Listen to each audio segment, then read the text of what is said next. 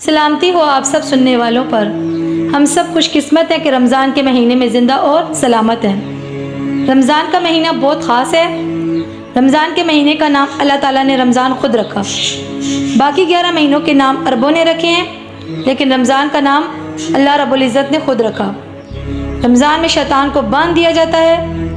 رمضان میں جہنم کے دروازے بند کر دیے جاتے ہیں اور جنت کے دروازے کھول دیے جاتے ہیں۔ رمضان میں ہر ایک نیکی کا ثواب 70 گنا بڑھا دیا جاتا ہے۔ رمضان میں ایک خاص رات آتی ہے جسے شب قدر کہا جاتا ہے، اور قرآن پاک میں ارشاد ربانی ہے کہ تمہیں کیا خبر شب قدر کیا ہے؟ شب قدر 1000 مہینوں سے افضل ہے۔ شب قدر میں عبادت کرنے کا ثواب 80 سال کی عبادت کے مساوی ہے۔ اس رمضان کو آپ نے پایا، ہم سب نے پایا۔ ہم سب خوش قسمت ہیں۔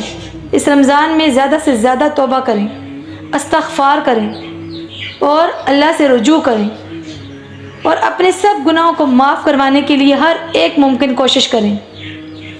کیا پتہ ہم نیکسٹ رمضان میں زندہ ہوں گے یا نہیں، تو اس رمضان کو اپنا آخری رمضان سمجھتے ہوئے اللہ سے زیادہ قرب حاصل کریں، اس سے معافی طلب کریں، اس کی رضا کے لیے سب نیکیاں کریں اور گناہ کو چھوڑ دیں، اور خاص طور پر اپنے اندر کا شیطان جو ہم سب نے خود باندھنا ہے وہ باندھ کے رکھیں، غصے کو پینے کی عادت بنائیں اور لوگوں کو معاف کرنا سیکھیں۔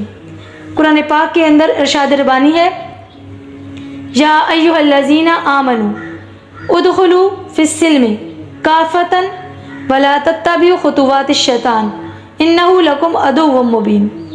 یا ایھا الذین، اے لوگو جو آمنو ایمان لائے ہو، ادخلوا داخل ہو جاؤ، فی السلم اسلام میں، کافتاً پورے کے پورے، ولا اور نہ، تتبعوا تم پیروی کرو، خطواتی قدموں کی، الشیطانی شیطان کے، انہو بے شک وہ، لکم تمہارے لیے، عدوً دشمن ہے، مبین کھلا یا واضح۔ اے ایمان والو، تم اسلام میں پورے کے پورے داخل ہو جاؤ اور شیطان کے قدموں کی پیروی نہ کرو، بے شک وہ تمہارا کھلا دشمن ہے۔